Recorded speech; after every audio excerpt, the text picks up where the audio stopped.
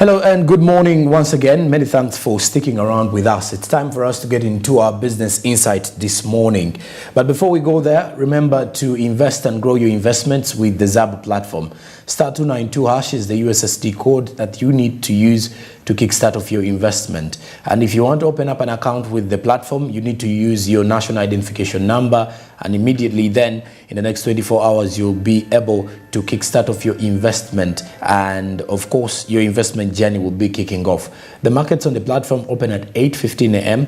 and closing time is 3:15 p.m. East African Standard Time. You should note as well that the markets on the platform are open, that is from Monday to Friday, only closed during the weekends and on public holidays.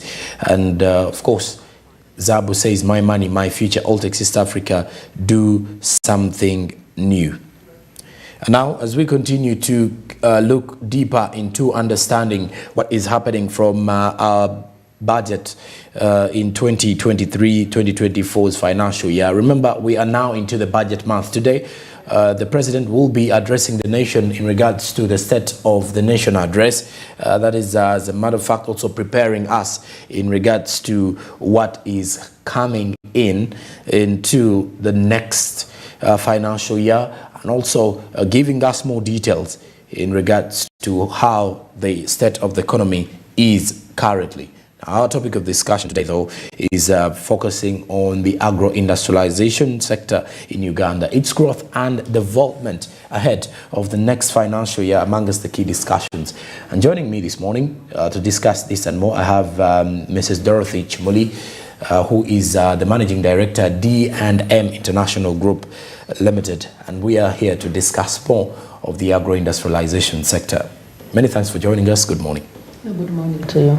Okay, and one for the viewers, briefly, what does the D&M Group do and what are you venturing into?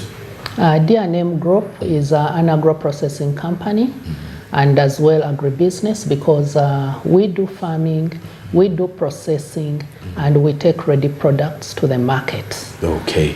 So I think you are already into the agro-industrialization kind of situation. A look at our agricultural sector in Uganda, more so from the industrialization side. How have we been performing in the past 5 years, per se? When we look at the performance of the industry, I think there is improvement from the first year up to the 5th year today. There is so much that is taking place in the industry.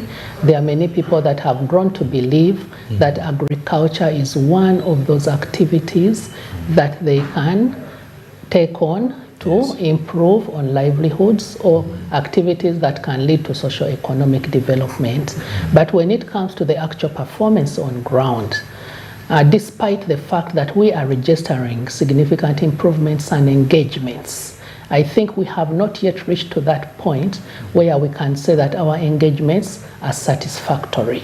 And why do I say so? If we look at the meeting that was held by the heads of states, in which we call the Maputo Declaration in 2003, the outcome of that meeting was that countries should allocate 10% of the national budget to agriculture to be able to reach that level of agro-industrialization. But if you look at 5 years down the road, which is in the current budget that is subject to discussion at this point in time, Uganda has only allocated the sector 3%, meaning that we are not yet at 50%. Okay. So we cannot say that we are really improving to those levels, especially if we do not meet what was agreed upon. Because by the time you get to the agreement of 10%, there is a reason why, because that allocation can significantly take us to that level of industrialization. So personally, I would not say that we are industrialized yet in that sector, but we are still endeavoring to get to that point. Okay, but I look at things in the coming, this financial that is coming to the end, 2022-2023, the allocation for the agro-industrialization program was around 1.45 trillion. And when you come to think of it, again, That is not more of the money that we highly expect to be heading into this particular sector. So do you, as one of the players within the sector, feel that we should really need more funding within agro-industrialization?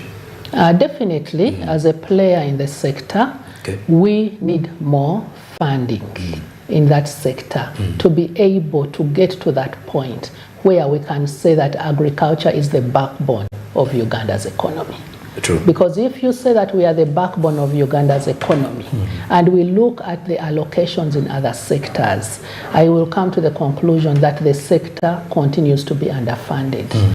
And one, you will look at the community. Agriculture does not only start from the production side, it starts from the farm. Exactly. 70% of Uganda's economy is into agro-industrialization. A greater percentage of that are in the rural areas. But then again, when you get to the rural areas and look at the activities that are being engaged in, you find that there is still need for improvement. And I will simply state something here. They had talked about giving over 2 billion hors to farmers to be able to improve on their farming activities. You are telling me that in the 21st century, in 2023, we are still thinking about investing in hors, and yet we are putting 2 billion shillings to invest in hors, yet industrialization today does not require use of hors. We are talking about machinery. Yes. We are talking about tractors. We are talking about utilizing equipment that can make us achieve the desired outcome in the shortest time possible. If someone went to the garden to dig, it will take you 3 hours to dig from here up to there. And yet a tractor, you can be able to use it inside 1 hour to cover over an acre. So there is a lot of time wastage in this sector. There is a lot of underutilization of our land in this sector, partly because our priorities are not directed towards truly industrializing the sector. Okay, and well, this brings me to the idea of wanting to know where are some of the other shortcomings besides this underfunding, because I do believe, just like any other sector, there are quite a number of issues here and there that always limit productivity and let's say also limit the growth and development of a given sector. Now let's say agro-industrialization. Where do you think has been some of the key issues that are lagging the sector behind that need to be really addressed in the next financial year? One of the key issues would lead me to what is the on-ground performance. Okay. And if I can use the word neglect. It's one thing to have a discussion. It's one thing to go through with that discussion. Like I have told you, I am a farmer. And as I speak right now, I farm on 20 acres of land. But not even close to 5 acres is being irrigated because they are trying to put irrigation systems. But when you look at someone who is doing farming on a 20-acre piece of land and you want to put up irrigation systems and you cannot even cover 50% of that land, meaning that whatever will grow on the irrigated land is so small a percentage to arouse significant impact for socio-economic development. And why am I saying this? Is that if you present an opportunity to the farmer to say that, you know what, we are now coming to the rural and we want to do some irrigation practices. Yes. They must be significant to arouse that impact. So to an extent, what is being discussed is actually not being implemented. Then again, we get down to the issue is, there are these allocations, but in reality, is this what the ministries are using? It may be an allocation, but that is not the amount of money that is being directed to these ministries to be able to implement the activities that they are supposed to implement. So that can be a shortcoming. Another shortcoming of this that affects funding is the insufficiency of the funds to implement the activity. And we cannot run away from what a continent agrees upon. If we say that, if heads of state agree that they must allocate 10% to the national budget to an implementation in a sector, what is 3%? it's less than 50%. We are dealing with 70% of an agro, and yet you're allocating 3% to that 70%. What is the division going to be like to arouse significant impact? Because to arouse significant impact, there's a lot of sensitization that must go into the illiterate or semi-illiterate farmers, who are the number one priority. Number two, we must sit down and say, okay, if we want to arouse significant impact, and what is our output? I'll give an example. I grow chili. On average, the people that want that chili for export want 200 basins per week. 200, someone comes to your farm and I want 200. Basins of chili. Basins, you know, they export twice a week. But each time he comes to your farm, he wants 200. That means that the farm must be able to produce 400. These people are hopping from farm to farm. But if the government and responsible parties can see the niche in some of these activities, why can't you put up that level of investment? The farmer has to buy the output themselves. I'm exporting, the people who are exporting are telling me, try and organize your farmers to make sure that you give us the quantities that we want. Okay. And yet if we say that agro-industrialization matches export, you get it? So if we are in the export industry, what are we doing such that our agro outputs match the export market? And if we talk about agro processing, I know there are so many opportunities that people in this sector have at hand. But let me tell you, most of those opportunities also are privately driven or are privately sought, but not nationally engaged in. Okay. This brings me to the other question, which is how easy or how hard is it to break into the agro-industrialization sector? Because this one, it's not just like the normal agricultural sector. Here there's a lot more about investing in machinery. It's more like a business now. It's more like you're setting up an industry that is adding value to an already grown crop. How easy or how hard is it for anyone who is getting into such a market space? Currently, it is not very easy. Okay. It's easy to say that I am venturing into agro. But then again, the implementation of venturing into agro may not be easy. Why? Because there are so many requirements before you can get onto the market for an agro industry. When you put aside the legalities, you put aside, then you talk about the investment. Because before you seek assistance, you as a person interested in engaging in that sector must be able to have an input before you get that external assistance, which requires a level of funding. But then also the criteria needed to access that level of support is where the limiting factor is. I will not say that government is not supporting, but they must set priorities right, and they must have a strategic plan on how this support can be driven to arouse that significant impact. Okay. Okay, and when you look at the fact that at times some of you are operating in areas of scarcity, environmental scarcity, you have a high market demand, demand for the products is too high, but then at times you do not have the capacity. How do you survive such situations? Because this is more of a question to the private sector now, because you are the active players in here, and the government literally knows less information about what is really happening on ground. If you come to think of it, they're only putting pressure on the statistics that they want to prove to the world that we are exporting all this. But how do you operate in such kinds of situations? Now, operation varies. Okay. There's fallout, there's surviving, and there's breaking through. Okay. You get it? Let's start with the survival part of it. If we start with the survival part of it, as someone in this industry, one, it will start with self, the determination to sail through. Because to start a venture, especially in the agro business, you must have the determination to sail through. Why? Because perceptions are different. Number three, because the support is limited. I will give an example. Okay. I have been on the national reference groups through the CRTN. I have been able to attend both national and regional meetings through the CRTN, and issues surrounding agricultural industrialization have been tabled for the last 6 years.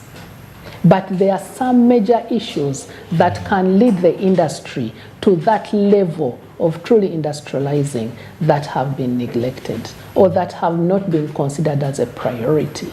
And I will bring it to this point is that I normally tell people that the best products come from Uganda. The genuine products, the true products come from Uganda. But when we look at the issue of packaging industry, we are way below the ladder.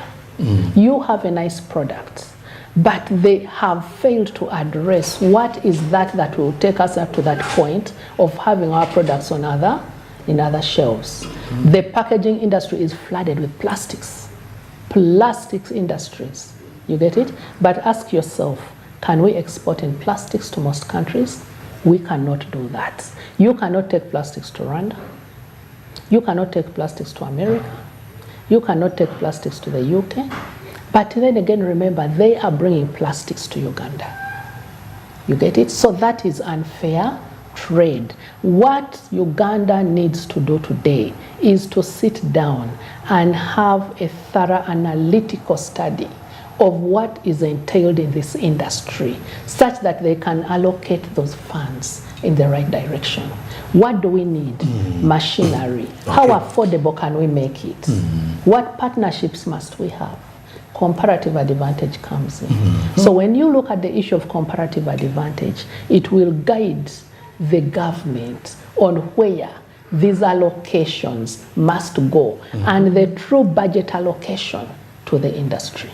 Okay, you've mentioned survival. This brings me to the breakthrough part of it. Many players in Uganda always want to break through immediately.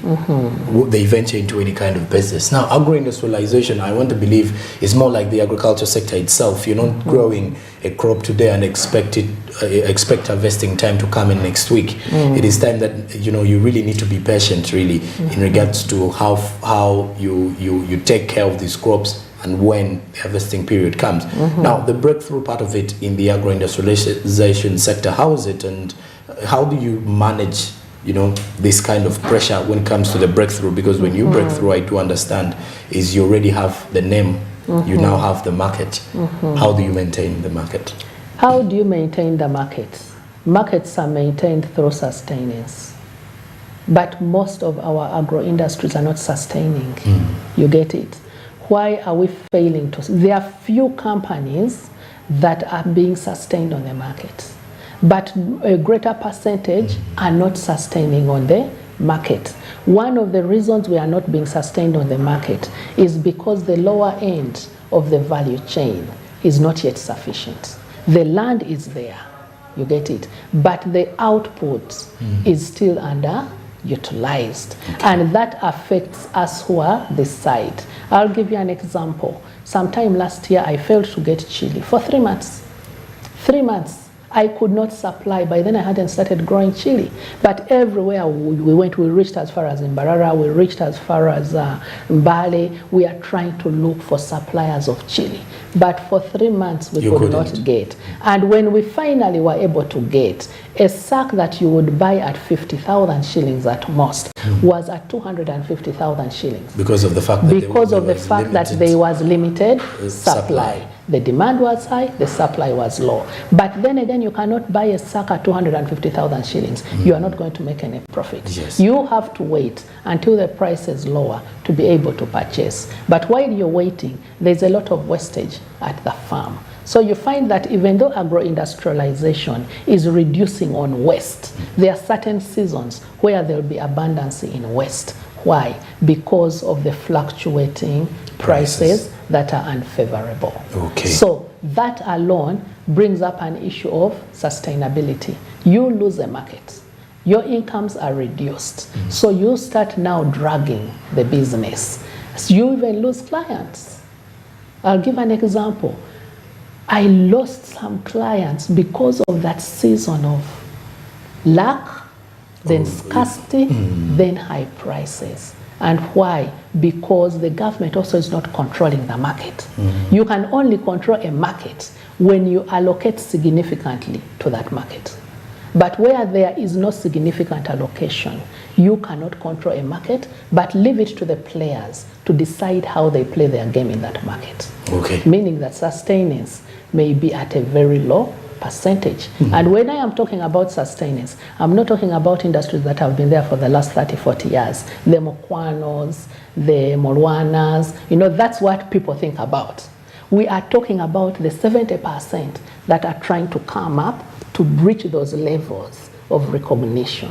Okay. And well, of course, as you're still watching here at Smart Means Business, we have more of an insightful discussion rotating around Uganda's agro-industrialization sector. When you look at some of the official statistics coming in here from the Ministry of Finances, that the real gross domestic product growth rate for agriculture, forestry and fisheries as of 31st December 2022 was attained at 77%.